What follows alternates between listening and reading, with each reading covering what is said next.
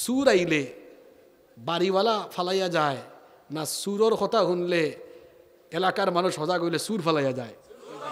জোরে খোয়া লাগবো, বাড়িওয়ালা ফালায় না সুর ফালায়? আমরা 15-16 বছর ফালাইয়া গেছি না, মানে বুঝাও যারা আমরা দেশের সলিড মানুষ, কিন্তু যারা ফালাইয়া গেছে এরা প্রমাণ দিছে ফালাইয়া গিয়া এরা আসলে দেশপ্রেমিক নয়, এরা চোর আর বাটপার। বাড়িওয়ালা ফালায় না সুর ফালায়? বারেরা মাধবপুর গাঁও থামাইছন সুর, আর আমরা মুয়াজ্জিন সাহেব বুঝুরে গিয়া মারছন মসজিদ মাইকো সুচ সুর আইছে 12কা। এখন হৌকাছেন হে থাকবো না বাগা মারবো? জুলাই আগস্ট যখন আমরা ছাত্র হলে কইছেন এটা সুর স্বৈরাচার, মানুষ যখন জাগি গেছেন তাজপুর গাঁওতে জেলা সুর আইছে মানুষ সজাগ হইয়ার পরে বারোই গেছেন, ঠিক সেম কায়দায় যখন সবাই ঐক্যবদ্ধ সচেতন হয়ে গেছে তখন যারা সুর এবং ভারতীয় রাজাকার সুর হইয়ার আর কোনো দেশ পাইছে না, গিয়া ভারতও মরছে। আগে গাইল আছিল পাগল, জাদুকর, কবি, মিথ্যাবাদী, গণক, আর অঙ্কুর আপডেট গালে হইল স্বাধীনতা বিরোধী, মৌলবাদী, জঙ্গিবাদী, রাজাকার। রাজাকার হুজুর দেখলু রাজাকার না নেই? হুজুর দেখলু কিতা? আমি 2 বছর আগে চুয়াডাঙ্গা আলমডাঙ্গা থানার ওসি ফোন দিল, হুজুর যাউকা গিয়ে মাহফিল হইতো না এখানে, এলাকার মানুষে অভিযোগ দিচ্ছেন কেউ আপনি স্বাধীনতা বিরোধী। আমি কইলাম আপনি আমার জন্ম জানেননি? না না এটা তো জানি না, জানার কি দরকার, অভিযোগ হচ্ছে। কইলাম আমার জন্ম তো স্বাধীনতার আরো কমপক্ষে 25-30 বছর বাদে। তাই কইরা অসুবিধা নাই, সম্ভবত আপনার চেতনায় রাজাকার। ইন্না লিল্লাহি ওয়া ইন্না ইলাইহি। আলিম উলামা হলরে যারা রাজাকার হয় আর যারা হক কথা হইলেও এরা যারা হয়তো পাকিস্তানি রাজাকার, আমরা সবার পাসপোর্ট চেক করে দেখো, জীবনে কোনোদিন আমরা পাকিস্তান গেছিও না আইসিও না, কিন্তু আমরা যারা পাকিস্তানি রাজাকার হয় এরা কিন্তু ভারতীয় রাজাকার। ইতার পাসপোর্ট আতায় দেখো তারার মামু বাড়ির তারা খালি যাওয়া করে, ইমিগ্রেশনের শিল আছে না নাই? আমরা তো 15-16 বছর আমরা উস্তাদ হল, আলিম উলামা হল, জেল জুলুম নির্যাতন সহ্য করি আমরা বাংলাদেশও আসতাম, কারণ সুর আইলে বাড়িওয়ালা ফালাইয়া যায় না সুরর কথা শুনলে এলাকার মানুষ সজাগ হইলে সুর ফালাইয়া যায়? জোরে খোয়া লাগবো, বাড়িওয়ালা ফালায় না সুর ফালায়? আমরা 15-16 বছর ফালাইয়া গেছি না, মানে বুঝাও যারা আমরা দেশের সলিড মানুষ, কিন্তু যারা ফালাইয়া গেছে এরা প্রমাণ দিছে ফালাইয়া গিয়া এরা আসলে দেশপ্রেমিক নয়, এরা চোর আর বাটপার। বাড়িওয়ালা ফালায় না সুর ফালায়? বারেরা মাধবপুর গাঁও থামাইছন সুর, আর আমরা মুয়াজ্জিন সাহেব বুঝুরে গিয়া মারছন মসজিদ মাইকো সুচ সুর আইছে 12কা। এখন হৌকাছেন হে থাকবো না বাগা মারবো? জুলাই আগস্ট যখন আমরা ছাত্র হলে কইছেন এটা সুর স্বৈরাচার, মানুষ যখন জাগি গেছেন তাজপুর গাঁওতে জেলা সুর আইছে মানুষ সজাগ হইয়ার পরে বারোই গেছেন, ঠিক সেম কায়দায় যখন সবাই ঐক্যবদ্ধ সচেতন হয়ে গেছে তখন যারা সুর এবং ভারতীয় রাজাকার সুর হইয়ার আর কোনো দেশ পাইছে না, গিয়া ভারতও মরছে।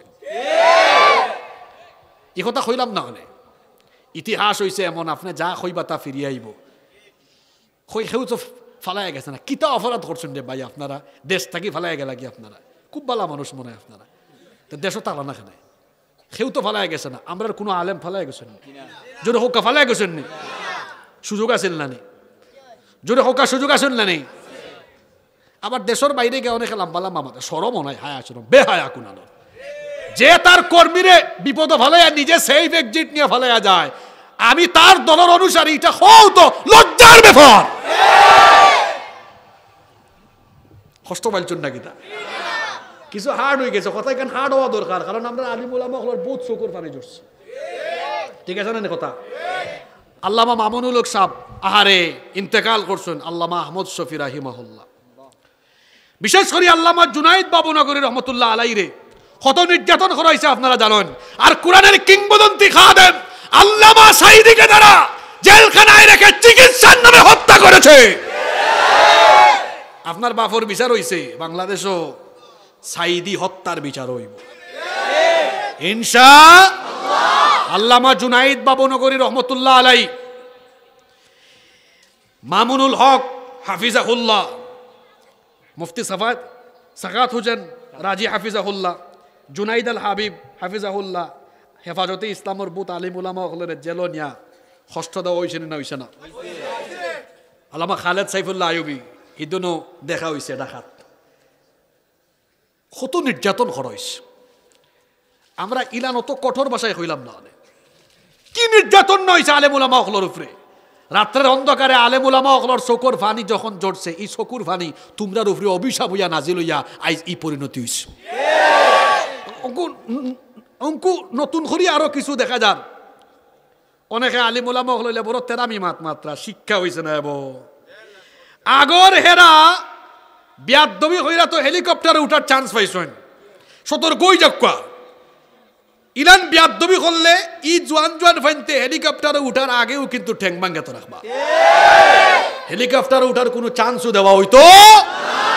এই বাংলাদেশ অলিয়া উলিয়া পীর মাশায়েখের দেশ, আলেম উলামাদের সাথে বেয়াদবি করে কোনো অপশক্তি দাঁড়িয়ে থাকতে পারবে না ইনশাআল্লাহ।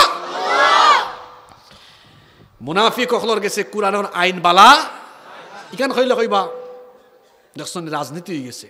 আরে কোরআন দিয়ে রাজনীতি, সেটাই হলো আসল রাজনীতি। কারণ আল্লাহর রাসূল 10 বছর মদিনার রাষ্ট্র পরিচালনা করেছেন। আমরাও চাই আল্লাহর কোরআন দিয়ে দেশ চলুক, জমিন যার আইনও চলবে। আপনারা একমত না দ্বিমত?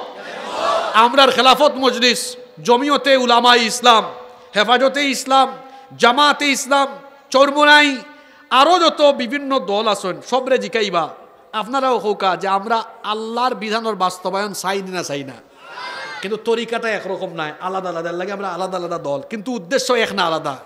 উদ্দেশ্য যেহেতু এক, আমরা কি একবার সব ভাই হল এক হয়ে যেতাম পারি না? আমি চ্যালেঞ্জ করে গেলাম আজকে এবং ওপেন হইয়া গেলাম, যদি এই বাংলাদেশ আলেম উলামা হল ঐক্যবদ্ধ হয়ে যায়, আলেম উলামা ছাড়া বাংলাদেশের সংসদ অন্য কেউ আর চালাইতে পারত না। ইনশাআল্লাহ আল্লাহ যেন এক করে দিলেন।